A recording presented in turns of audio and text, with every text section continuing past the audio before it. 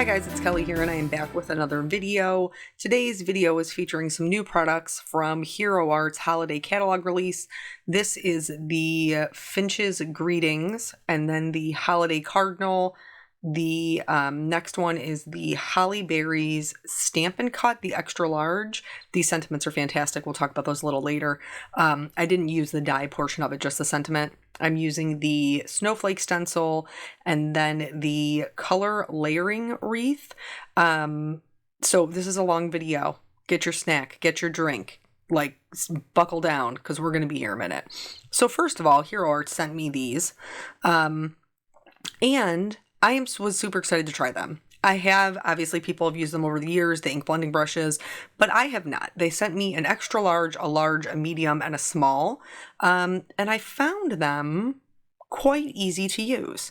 I know that they have been a thing for quite some time for a lot of companies, for a lot of people, but I have never used them. So I was pleasantly surprised by them. They do ink really well, and once you season them, they ink really well. So that's no different than any other foam applicator that I've used. These brushes are obviously not foam, they're bristles. Very soft bristles, by the way. I gave one to Caitlin to play with when I was doing my link list, and she thoroughly enjoyed rubbing it on her face. It was a clean one, by the way. It had no ink on it. But anyway, so once I got the ink on it, here I'm using the licorice reactive ink. It did blend out really nicely, and I'm using the nautical cardstock because I had this idea in my head for this snowflake stencil with the glitters, because you know I love the glitters. So here I'm just using Tombow Mono Multi Glue. If you've never watched my videos before, this particular type of glue is repositionable when it dries. It's still sticky. It stays tacky when it dries. So you can use it to temporarily adhere it, different things to each other. And so you have to wait once it's dry. Once it's dry, it's clear. If it's still white, it's still wet and it will adhere permanently. But I just like to take my hands and kind of tap it along the back to get rid of any of the extra stickies and make sure it is just tacky. And then I don't have to tape down my stencil, which I really appreciate because sometimes when you're working on non-porous surfaces or non-stick surfaces, it can be hard to get the tape to stick to it because nothing's supposed to stick to it. You know what I'm saying? So here, this is the Glitter Hero Paste. This is such a large container. This is going to last me forever. It's 4 ounces. But the thing that I love about it is it's takes on the color of whatever's behind it. So you may have been asking yourself, Kelly, why on earth did you need to add black ink to this navy blue cardstock? And the reason is because it changes the way the glitter shows up because it picks up whatever color is behind it. So it gives you like this transition through the snowflakes. And I think it would probably be even more noticeable if it was like brighter colors and not on dark cardstock. But I'm a blue girl. Blue's my boyfriend. We've been in a relationship a long time and I couldn't let my boy down. I had to bust out the blue cardstock. So yeah, so once that is done, I'm going to go ahead and peel it up. You will see that there is some stickies left in the center from the Tombow Mono Multi Glue. I'll take care of that after this dries. But you guys, look at how pretty this is. Stop it. It's so good. I love glitter. Yeah. That's true. I do. I love it. And even after it was done, like I kept looking at it and I was like, man, that's so pretty. It's so pretty. And so I can just see knocking out like a bunch of backgrounds for holiday cards and putting like different focal points on them. And I think that would look amazing. Or even just a large sentiment. They have some larger stamp sentiments that came out in the set as well as hot foil if you're into that. And just doing like the snowflakes because it leaves that centerpiece open. You could just die cut out that sentiment, pop it on there, and bam, you've got a pretty impressive handmade card that doesn't take a lot of time. And so yeah, so here what I'm doing, I've moved on. And this is the first time I've also used these reactive inks. Look at how bright this green is. Hello, friend. You're very pretty, and I like you a lot. So here, what I'm doing is I'm only doing the first layer of this wreath stencil, and I just need it as a placeholder to do the rest of my ink blending. If you are a person who's not super into mixed media, which, to be fair, I am not a person who is super into mixed media. I don't tend to do a lot of layering of pastes and paint and things like that. I like my mixed media in little bits. So if the other background is maybe not for you because you don't want to deal with all the paste and the mess, I do not ink blend this fast, y'all. I sped this up. Then maybe this background might be a little bit more for you. So here I started with the Splash reactive ink, and then I'm just going to kind of build this up to a halo effect around the wreath. Here, this is my first layer, and you can see it's a little bit splotchy. To be fair, I am not trying very hard. That's just being honest. So the second time around, I am trying a little bit harder to be more even. I'm always starting off the page and kind of moving in a circle to bring the ink onto the paper. But if you follow me, that you know when I do any kind of ink blending, I like to do it twice. I just feel like it gives me a much better blend and a much more solid color. So here, this is the first layer, and then I'm going to go in with Blue Hawaii. Such a fun name, stop it, which is an even more beautiful blue. And then I'm going to bring this, I'm not going to completely cover the splash color, the lighter blue. I'm just going to bring it up relatively close to create this kind of like halo effect around the wreath. That's my real goal for the centerpiece, because I can't bring it to the card. You know what I'm saying? I can't do my little circles to bring it to the card. So what I did find that helped quite a bit is if I either tapped it off on my work surface first, or if I started directly in the center where I knew later on my bird was going to go, so that way it was not like, you wouldn't see if there was splotchiness, you wouldn't see it. But actually it worked out pretty well. So I'm back to this licorice color again, just to get a little bit of a darker blue around the edges. You certainly could mix and match your other inks, but I really wanted to check out the reactive properties, and so that's why I stuck to those particular inks. Now that I've gone all the way up to my darkest color, I'm coming back into my lightest. So back to this Blue Hawaii, and then back to the Splash color. And you can see that I am going over the edges of the wreath a little bit. I'm not too concerned about it, because I have a plan to make it stand out more. Like I know me, and I know that I can never leave well enough alone. If there's an opportunity to color, I'm going to do it. So here, this is just clean water, and I wanted to see how reactive these inks were with water, and they are so reactive. Look at this. It's just, I mean, this is just clean water, and it's totally like bleaching those spots out, even over the black, to almost white, and it looks super cool. In order to add my shimmer, I talked about this in a recent video, and I've used this in the past as well. This is the white iridescent shimmer spray, and you want to shake it up because all of the sediment sits at the bottom, and you want to shake up those shimmers. And then I just kind of splash that on. Again, if mixed media is not your bag, that's totally cool. Skip that step. Skip it and just leave the background really pretty and inked. So now that that's done, I'm going to line up my first stencil again, and I'm going to reapply this Key Lime color. It's Key Lime Fizz.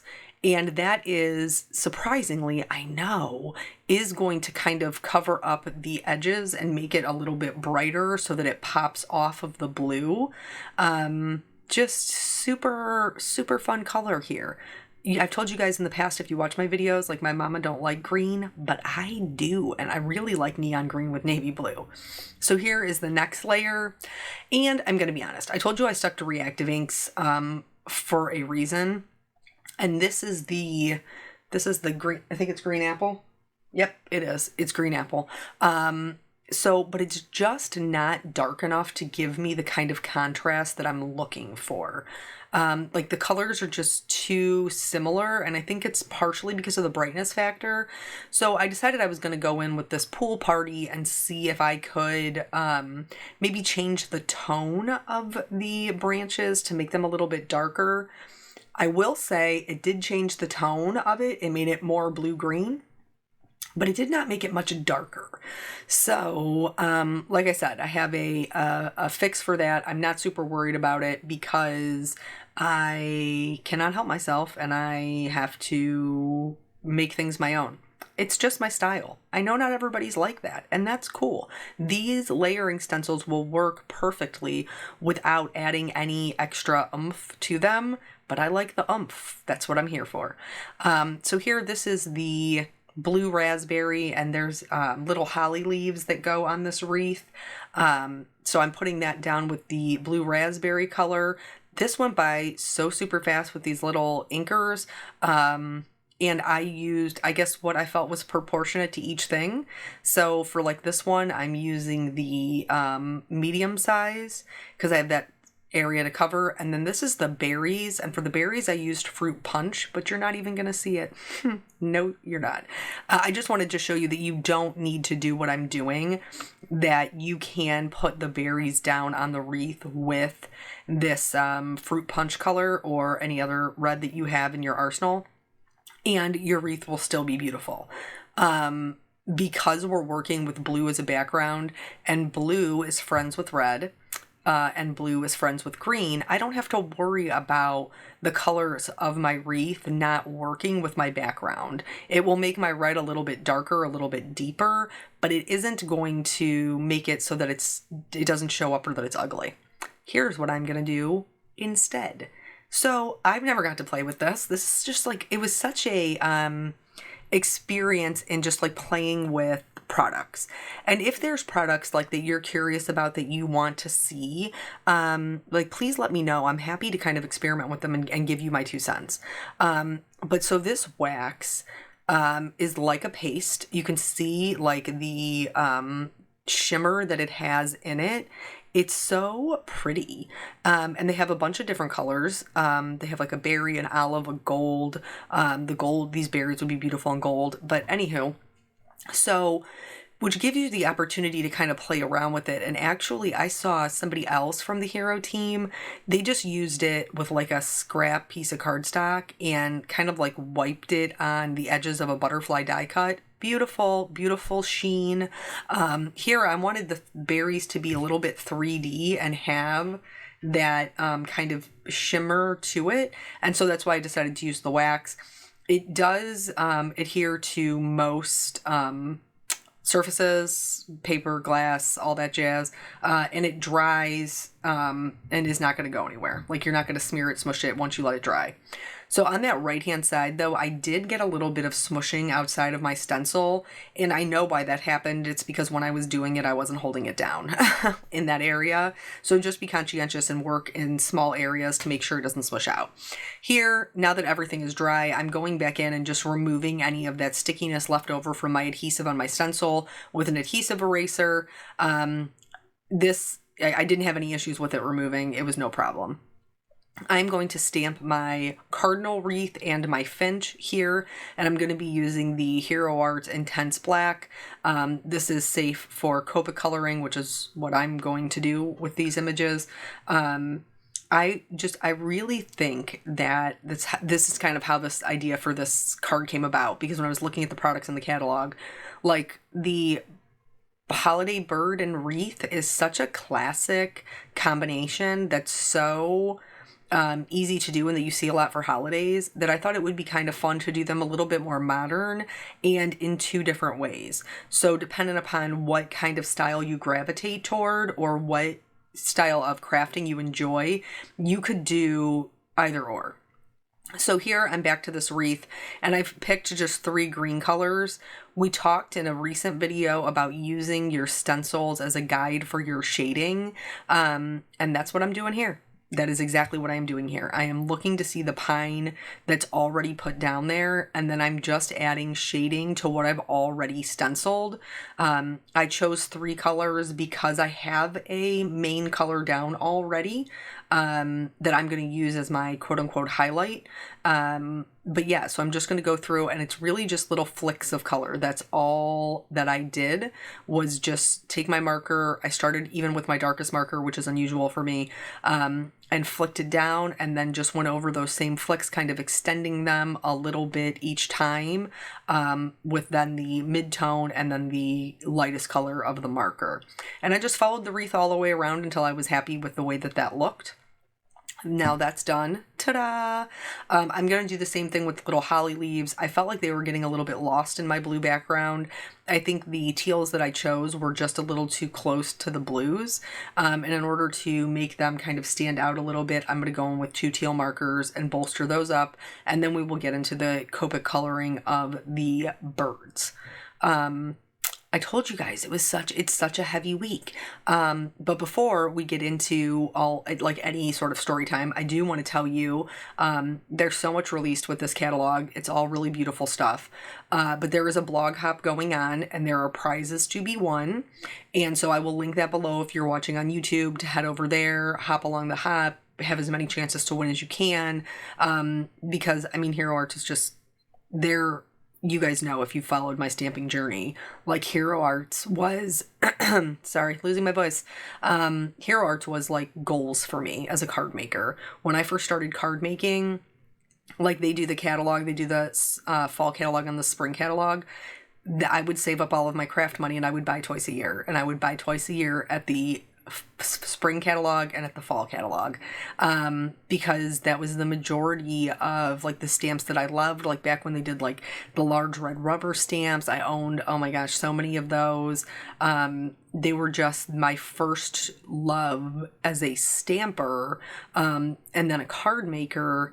And so I've always been a huge fan of their designs and of their products. And, yeah, so just super excited to be here and to try all these new things and, really kind of push myself out of my comfort zone, in order to grow as a person and as an artist.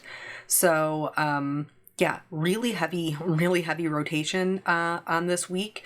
I think this is our 3rd video this week. We're spending a lot of time together, because there's a lot of releases this week.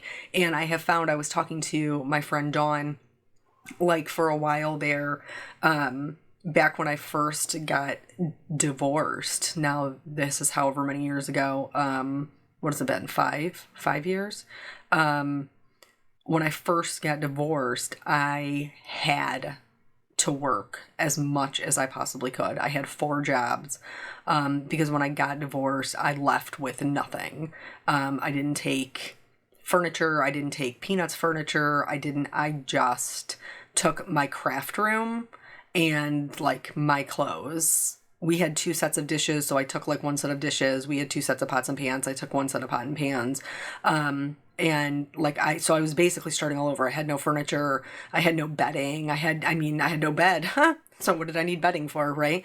And so I had to purchase all of those things. And like many single moms, I had to put it on my credit card because I couldn't afford to pay for it outright. And my parents totally offered to help me, which was amazing, but I'm a person who likes to do it myself if I can.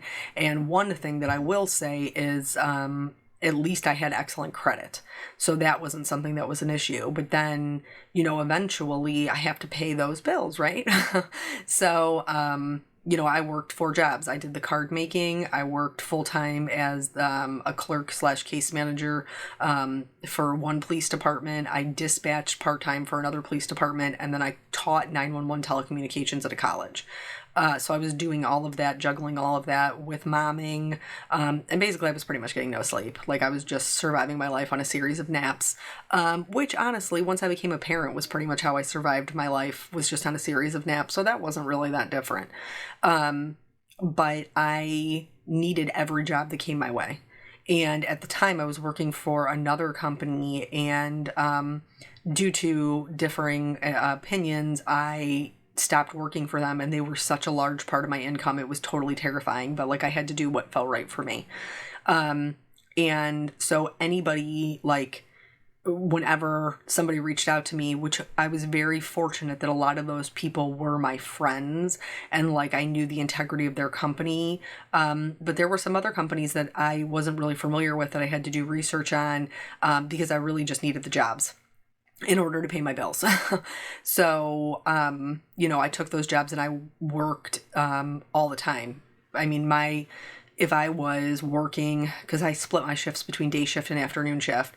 So if I was working day shift, I would get up, I would go to work, My parents would get Peanut to school because I had to be at work at 6:30 in the morning.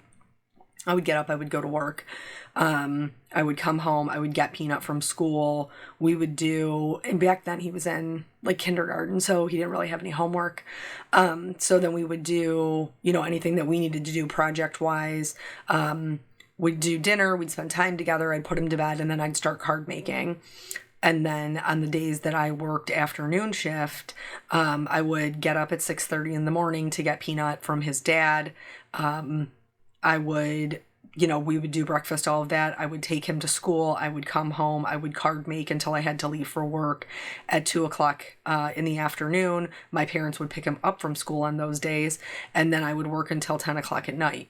When I started working for the college, I had days like that, but then I also had days where I would get up, I would get Peanut to school, and then class started. No, I'm sorry. Those days my parents would take him to school. Class started at 8:00. So I would get up, I would go, I would teach from 8 until 2, and then my shift at work started at 2:30. So then I would work that until 10:00 at night. I would come home, I would card make, and then get up the next morning to get Peanut from his dad at 6:30. It was just a crazy schedule, and I'm super grateful for all of those opportunities. But when Eric and I got together and, we got married and combined our finances, I didn't need it. There's a need versus a want. I didn't need it. And since I didn't need it, a lot of it I let go. Let's go back to the card real quick. So here you can see we've been doing a lot of greens for this wreath. I colored a lot of the berries yellow because I didn't want it to be all like red, red, red, green, green, green. But I thought that there should be some red in it. And because, Copics are transparent, I can just go over that with my red marker and not have to worry about it. It does end up making the berries a little bit more of like a tomato red, like an orange red versus a purple red, but that's totally okay. It's a complement to what else we have going on there. And then I'm going to start coloring the bird. I don't know why I seem to be losing my voice during this video, but I don't want to clear my throat again in your ear, so I'm just going to try to fight through it, and hopefully it takes care of itself. So anyway, when I didn't need it, I let it go, and I was working, just for a handful. Like, as my contracts would come up, I wouldn't renew. I was making more of a conscious choice that I wasn't going to card make as much so that I could spend more time with my family, spend more time with my husband, and then our child, until Caitlin came along.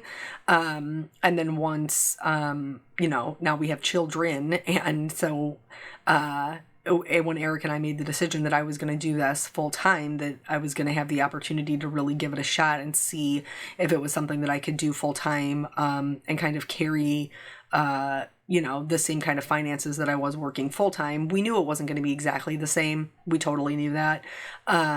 But to carry enough to keep us in the lifestyle that we are accustomed to. And I am very fortunate that my wonderful husband is willing to work the extra, if I fall short in my, affiliate sales or YouTube money or what I'm being compensated through design work and things like that.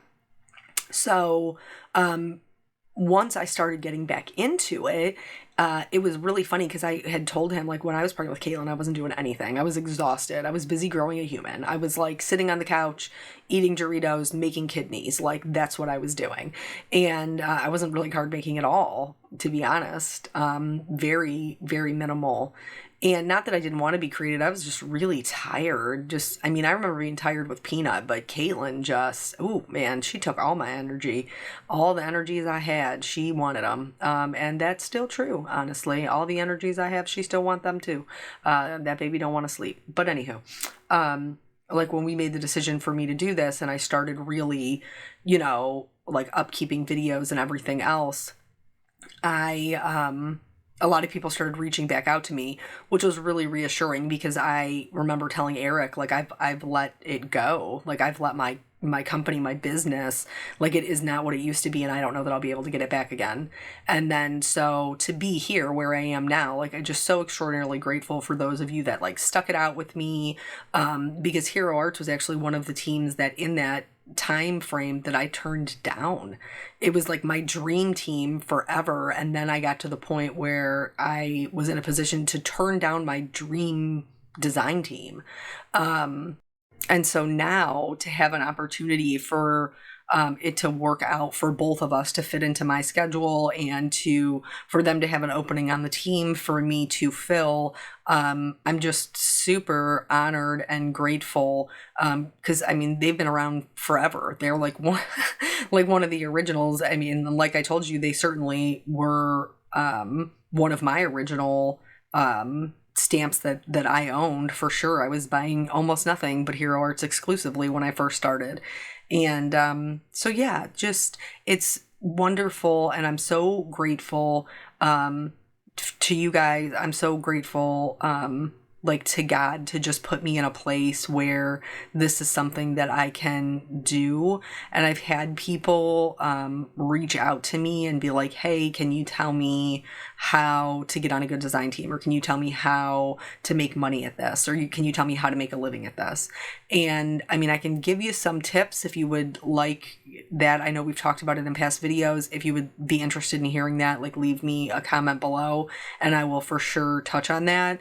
But the long story short is I can't tell you how to make a living at it. I can give you some tips. I can tell you what I've learned, but how to 100% make a living at it, no, I can't tell you, because I couldn't do it without my husband. He provides our health care. He picks up any of the financial slack if I am not meeting the goals that we had set for ourselves. Like, I cannot tell you how to do it by yourself, because I can't do it by myself. I also couldn't do it without like the support of our family and friends who, like my mom, Eric's mom, they, on the days that where I really need extra help, so that I can get done what I need to get done, they step up and watch their grandchildren for me, and for Eric if he can't be home. So really just we're very blessed in our situation. So here, I've die cut them out. You guys know, if you watch my videos, I don't like the white outline. That's okay. It's not here to stay.